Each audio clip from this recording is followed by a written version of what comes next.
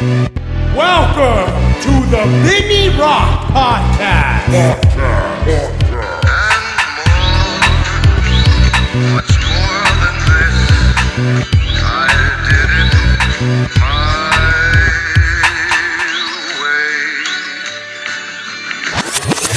way. Hey, what's up, y'all? It's the Vinny Rock Podcast. Let me just apologize first off. I've been a little sketch with all these fucking podcasts. I was so busy with Minds MC. Then I was so busy coming home and trying to get everything settled in. But your boy is back now. I got my office space. I'll be setting up a bunch of podcasts with people that I love to hear about.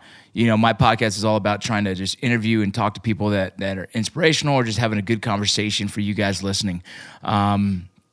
Today I'm going to talk about something that is kind of a controversial subject, especially in the veteran community. But we're going to do it anyways. Before we get to that, let me get to some of my sponsorships and understand my sponsorships are the ones that keep the lights on. And so it's important to me to tell you about them. The first one on the list, you guys already know, Core Medical Group. You know, I can't say it enough. There's going to be tons of you guys home that are going to be listening and then saying, yeah, maybe I'll do it next time. Trust me, you risk nothing by getting the blood checked. You risk nothing. You only gain. You'll hear about how your blood looks, if it's perfectly fine already, whatever the case. And so do me a favor, if you contact them, and you should contact them, go straight into checking out your blood, let them tell you what it's like, and then you can make a decision. People ask me all the time about this, like, how does it work, everything else? Look, they send you your medication, whatever it is you need. I take some pills throughout the week. I take the belly shot, which is HCG, and I take testosterone, and I usually shoot it in my leg or my shoulders. My wife actually helps me with it. I know most wives are probably nervous about it, think it's going to be unhealthy, or they think of it as steroids, but it's not. So if they're listening, listen, it's not steroids, it's testosterone. It's a very, very natural hormone in the body of the male. And the problem is that a lot of us that go overseas and a lot of us that endure a lot of stress, the brain itself, for some reason, gets messed up and doesn't allow you to produce the same hormone, at least at the same amount that you used to. And so it affects us emotionally, mentally, physically. And so all I want to do is try and help you guys out. If you guys go check it out, try it out, please, you will not go wrong. Beyond Clothing. Damn, I got to do a video for them right now. Actually, I'll do it in a little bit. Guys, don't forget to go check out Beyond Clothing. You know, if you go on there and you buy anything, you use the Rocco, ROCCO promo code, and that'll get you 10% off. Right now's the time. Winter's coming. You guys need your layer systems. You guys need your pants, your jackets. The jacket I have is freaking awesome. I just found out yesterday you can actually tuck it all in to one of the pockets, and you can store it that way, or it could become a pillow for you as you're camping. Go check out Beyond Clothing. They're an incredible company. They will not let you down on the quality of the product. That's all I can say. Quality. If you want to buy things that quality that's going to last a long fucking time, go get some Beyond Clothing. Boom. Willie Peach Chocolate. I'm actually purchasing a case of Willie Peach Chocolate as well as the hot sauce that we made. And we're going to be using that for the tacos here in Salt Lake City. If you guys obviously don't know, we're going to be making some tacos, and I'll talk about that a little later. But Willie Peach Chocolate, you know exactly what it is. It is hot sauce, and it's also chocolates with spice to it. Some of them don't have spice. Some of them do have spice. All of them have some kind of Scoville unit rating, and I promise you, it's something different that you're not going to find in your stores near you. Go check out Willie Peach Chocolate. It's a veteran-owned company. Stud Muffin. Check them out. It's great. Boom. You guys heard of Aircraft Maintainer? I was trying to tell people about it, but it's hard for me to talk about Aircraft Maintainer because it's not my MOS, meaning it wasn't my job classification in the military. You know, if you're a 7 level, you better look into this. And so those of you that have the knowledge of what that means, you should go check this out. Go check out Aircraft Maintainer, aircraftmaintainer.com. What they're going to do, they're going to help you certify yourself so that you can go into the civilian world with certifications and get paid more money. This is paid for, especially if you're active duty, Army, Navy, Marines, Air Force. Forced me to say it, Air Force. But you guys go check it out. If you guys need to get certified, hit up Aircraft Maintainer. Aircraft Maintainer will do it for you and for free, or they'll reimburse the rates it costs. Go check out Aircraft Maintainer. I promise you, you will not go wrong. You deserve to get paid what you deserve. Check them out. Let me know. If you have any questions, just hit me up and I'll give you all the information you need. Very simple stuff right there. I just believe in it. I like it. I love it.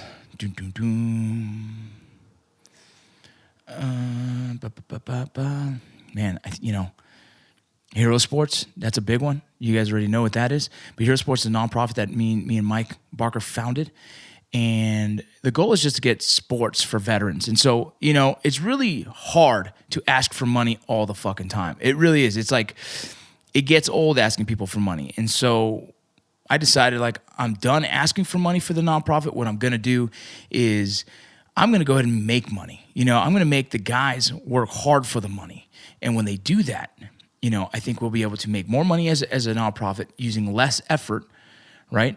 And as well as you kind of get that mindset of hey, you're making the money for your own team. So now all these softball seasons are going to be paid for. All the equipment's going to be paid for out of our own fucking hard work. And that's because we bought a taco cart for $1,400. It was $1,600, talking down to $1,400, plus licensing, plus all the equipment. It comes out to about $2,500 is what we're paying.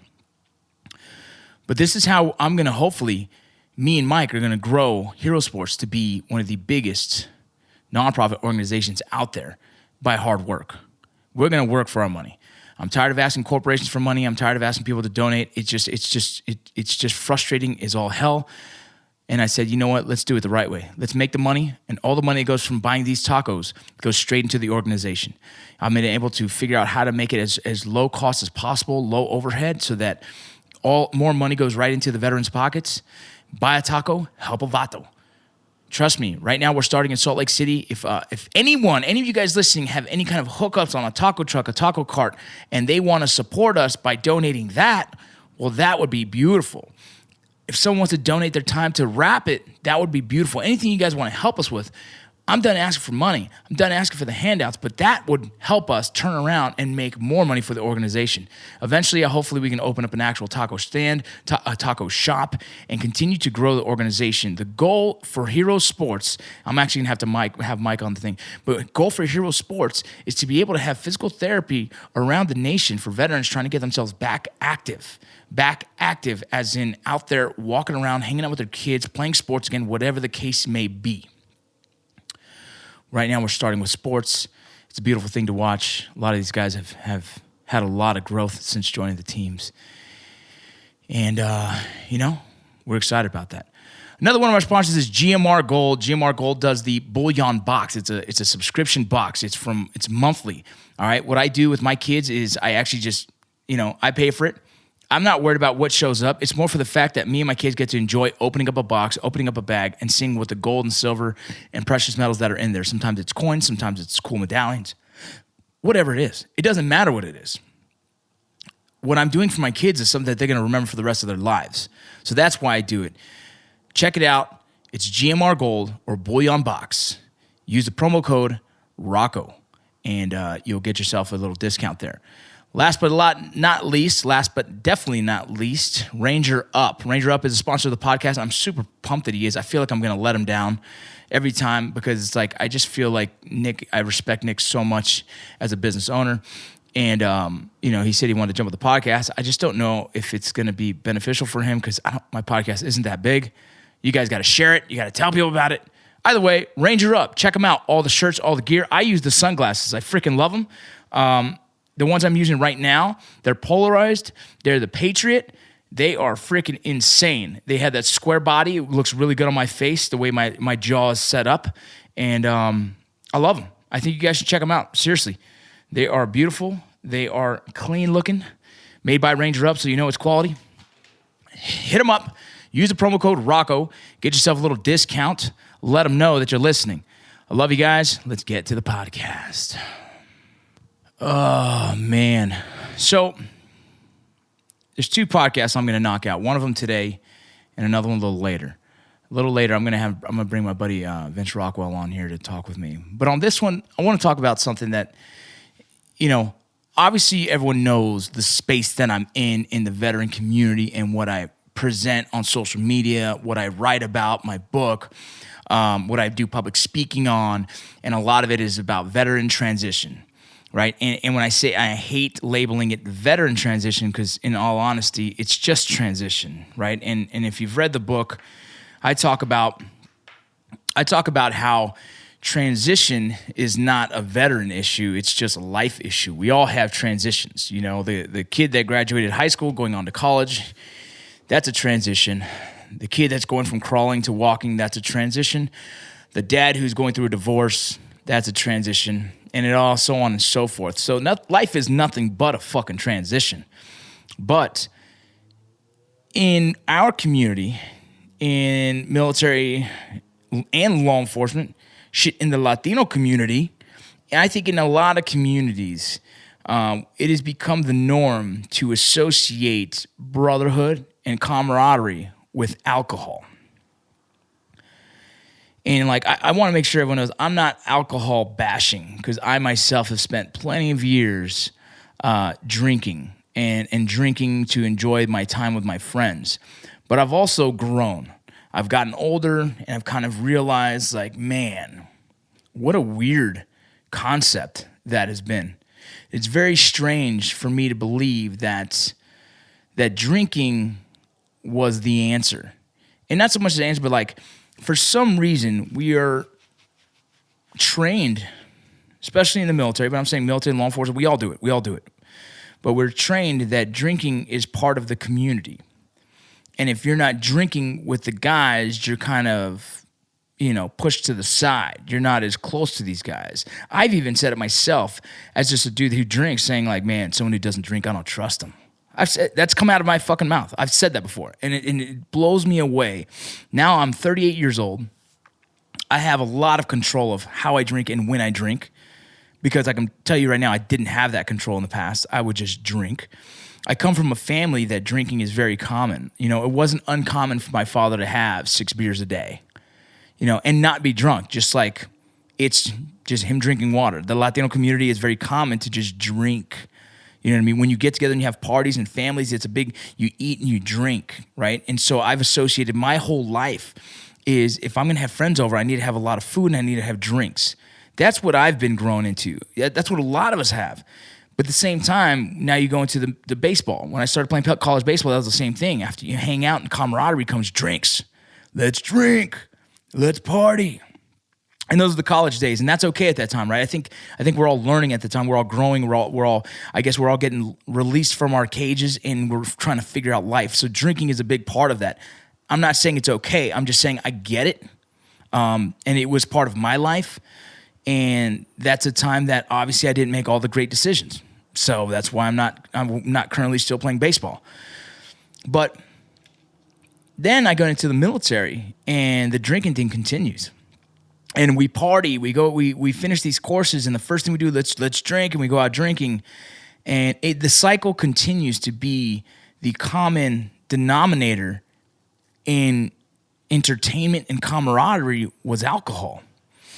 And man, I've had some fucking fun times, man, hanging out with the guys, doing some crazy shit. You guys have probably seen my little video with me and Matt on Vet TV, the drunken debrief, and we're telling stories about us being drunk while we're drunk. You know what I mean? And I get it. There's a part of that I believe was also healthy in the debriefing of combat. But when it becomes the vice that you have to have every time you go out, it becomes a problem. And so I say, like, I hate a lot of the stuff from social media we've done in the past because it was associated with drinking synonymously. And if you guys watching now who are here from all the Article 15 stuff till follows me to here, you'll know, like, you know, a lot of the times we were putting on a show. There was times where the beers were water or empty, and there's times when we were actually drinking. It just depended, you know. But there was a lot of serious business going on behind the scenes. Either way, I hated that we kind of promoted the drinking, and we still kind of do, right? Like, we have a group called Drinkin' Bros. I'm one of the founders of Drinkin' Bros community, I'm one of the founders of the Drinking Bros podcast. And when we named it that because a lot of veterans drink alone. And when a lot of veterans drink alone, it tends to coincide with a lot of drama, whether they're failing at a marriage, whether they're failing at life, whether they're feeling suicidal. All these things, it always seemed to just be around alcohol. And when guys were put in the worst positions, they were usually drinking alone. And so the whole idea when we came up with Drinking Bros was never drink alone again. We are your drinking bros. We will drink a beer with you. We will help you and counsel you back to life, right? Get you back on your feet, moving again. We'll be there to be your backboard so you can throw all the emotions at us and we'll just sit there and listen. That's what the Drinking Bros kind of concept really started. And then we did the Drinking Bros podcast and blah, blah, blah, whatnot. You guys know the rest. And so it's like years of doing all this. It's like, man, I started to realize about probably 2 years ago, probably around 3 years ago, that, I want to slow down on the promotion of alcohol because I see in my work of working with veterans that became the biggest issue was alcohol. Now, not saying I stopped drinking, not saying I controlled my own drinking. I just made sure that I wasn't posting as much as I was drinking. And I also was not promoting drinking because I knew that every time I got a call from someone or a text from someone or an email from someone or a messenger from someone, it was always involving alcohol. So I identified right away, like, man, we got a problem. And the biggest problem is alcohol. And so you start breaking down the layers of like, why? Well, it's because we are in a community that has promoted alcoholism. And I mean, I'm not mad at it. It is what it is. The boys will party hard, they'll play hard, right? We go to war. We live this crazy life of potentially dying every time you go out there, every time you leave the fob. And then you come home and you're like, it's almost like a celebration of life, and you drink and you debrief and you get a lot off your chest. And so there's been parts of that have helped me through my transition. But that's also been a big reason why my transition took so fucking long. I was drinking during the anniversary of my buddy's death. I was drinking during Memorial Day. I was drinking during Christmas. I was drinking all these things because in my head, I associated alcohol with camaraderie, and camaraderie as good friendship. And being a good friend and a loyal friend, I will continue to maintain the drinking that we did when we were together, right? Anyone that knows me for about 5 years after Sergeant Bras and Sergeant Brim's death, I would drink 2 Miller Lights before drinking anything else. And we have this thing we talk about in Ranger Battalion. A lot of us use the saying "to the breezes," and if I could be wrong on this, but "to the breezes" is part of a toast that we used to say in Ranger Battalion called "Here's to the breezes, here's to the breezes that flows through the trees," right? And it was kind of a toast we would say before we drank. And when Sergeant Bras and Sergeant Brim died, we all kind of started saying "to the breezes," and we drink. To the breezes, we drink. And in my head, I was like, you know what? I'm gonna drink. I wasn't even a Miller Lite fan. I just drank 2 Miller Lights because the first beer that Sergeant Barraza ever threw towards me was a beer out of his fridge in the platoon hall, and it was a Miller Lite, and that's what he drank. And so him and Brim drank those. And so what I was like, okay, cool. Just to remember and just to show these guys, I'm still thinking of you. Before I started to drink, I always had 2 Miller Lights. It'd be 2 Miller Lights and a shot of tequila. It'd be 2 Miller Lights and then boom, start going really hardcore on whatever else. But I always started with those 2 Miller Lights. It's just something I did. It was to the breezes. All my buddies in the Border Patrol knew that because that's what we did all the time, right? We drank. It's what we thought was equated to good friendship. You know what I mean? And so, like I was saying, for years and years, I did this pattern of making sure I drank for them. And because I wanted to acknowledge them, that I'm still here, I'm still a loyal friend, and I haven't forgot about them. And as much as that sounds like all of us, I think there's going to be so many guys listening like, yeah, I get it. I've done it. Or you're still doing it. Now that I'm 38 years old, now that I have my kids, my family, and I've had my kids, I'm saying, but now that I'm kind of older and reflecting on all of it and understanding the power of influence and also understanding impressionable youth, impressionable veterans getting out of the military who are still trying to find their own identity because they never really had their own identity because they joined the military at such a young age. They really need to find who they are. Right away, they get out, and who are the icons in the community, right? And what are we doing? We're drinking, and we're promoting it. And you know, for a while, I didn't see the problem. And then now, I've definitely seen the problem. And it's an interesting dynamic. And so all I want to say is really, I wanted to bring that to the attention of all of you listening. And if you're the guy that says, hey, let's go out Friday night and have a good time, and if that good time is always associated with alcohol, I would check myself. If bringing the boys to watch football always associated with drinking is the only way you had fun, I would check myself. I'm not saying it's bad. I'm saying, dude, trust me. It's not bad until it's bad, right? You know what I'm saying? It's like, it's not an issue until it becomes the issue. And then you realize like that is the issue, right? Like, so for example, we have a lot of guys that are calling and messaging and bring it all the way back to this, is that their life isn't going as planned. Their marriage is failing. They're unhappy about their weight. These are all, it's the same list of things that it's going to be one or the other, right? I've said it before. It's going to be finances. It's going to be relationship. It's going to be health, right? And it's going to be work. And that usually goes with finances. But these same things, and it's going to be a lot of survivor's guilt, right? And all of this gets exponentially worse when involving alcohol. And it's like, you don't have to believe me. And, you know, I can give a shit if you continue to drink. It really, it's on you. It's your life. I'm not telling you how to walk your life. I'm not saying don't drink. Because look, I haven't drank in 7 months, but that doesn't mean I'm sober. It means when I find the right time and I feel like drinking, I'll drink. But as of now, I just haven't. Wife's pregnant. I've been busy. Drinking doesn't. I've found a way to have fun and enjoy myself without the alcohol, which means now I feel like I have control of the alcohol. That's a good feeling. Because before, I don't think I had control. For me, when I started, I had to finish. And when I finished, that means I was going to get blacked out. Like if I started to drink, I used to go to a Chili's in Eagle Pass, Texas, and I'd show up and I'd get 2 beers and a shot. The first beer, boom, that's gone. Down, boom. Take the shot down, boom. Then slowly drink on that beer. By the time that beer and that shot come down, start feeling really good, game on, baby. Then it's like, let's keep this train going. That's how I was. I'm not proud of that. I'm just saying that's how it was. But also at that time was before I found counseling. At that time, I was going through a divorce. At that time, I was lonely because I hadn't seen my kids in months.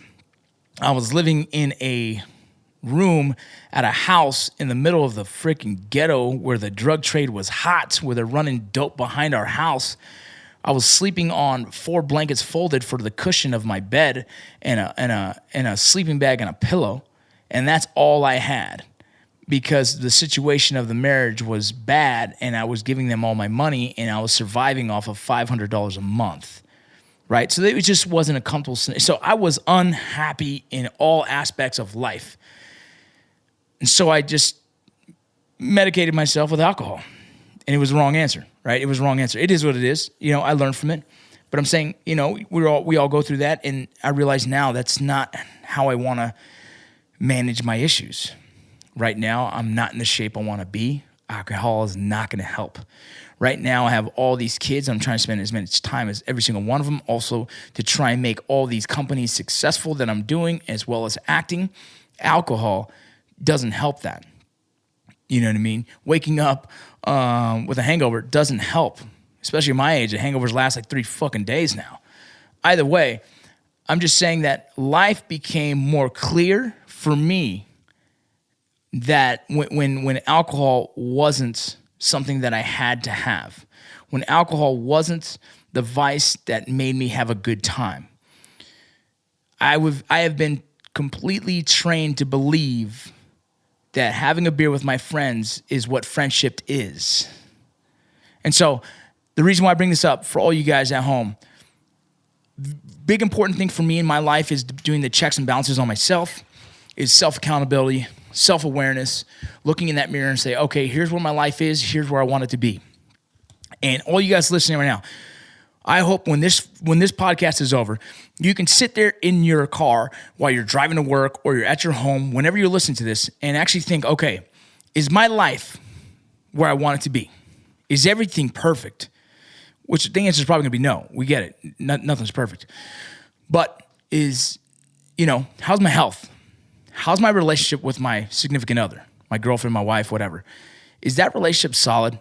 Am I taking the time to give her a part of me? Am I having good conversation? Am I checking in on her and seeing how her mental health is, how her physical health is, how I can be better for her? My job, am I the best at my job I can be? Can I promote, make more money for the family? Is that going to be better? Is promoting going to be worse because I'm going to be gone more from the family? How's my relationship with my kids?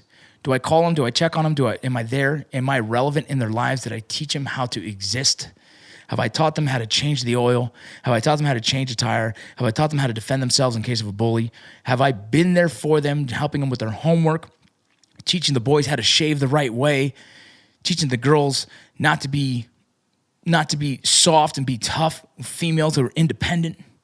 Am I raising my kids to know that their father is fully involved in their life? Even if I'm working, I'm still come home and check on them and check. Is that side of my life good? How about my weight? Is it good? Is it where I want it to be? Am I proud? You know what I mean? That's my issue. I'm not proud of what the fuck I look like. Trust me, I fucking hate it. People are like, oh, dude, you look fine. No, I don't. I know what I want to look like. I know why I'm not there, right? Besides alcohol, my other vice is freaking food. I like to eat. I'm a big sweet tooth dude. I like donuts. I don't know. For some reason, that's where my mind's at all the time. But that's my issue, right?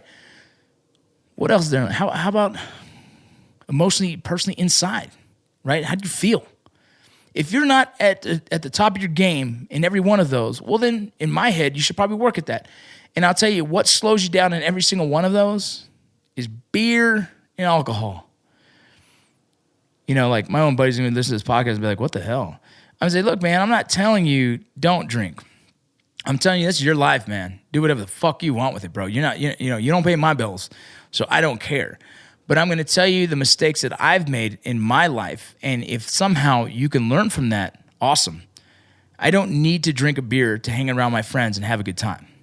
I don't need to drink a beer to feel like I'm able to resolve my issues by drinking. I don't drink whiskey just so I can calm down a little bit. I just don't do it. When I drink, if I'm drinking, it's because I want to drink, and there's a reason. Like if I take my wife on a date and we have 2-3 glasses of wine, okay, that's when I choose to drink. You know what I mean? I think the last beer I had was a michelada at a taco restaurant because it looked really cool and I wanted to have it, but I was able to have one. I thought about the second one, but I know when that second one comes, the third one will, and shortly after, I'm closing that motherfucker down.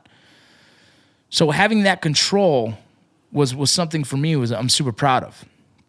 And I would hope that you guys yourself can just check your life and see where it needs work.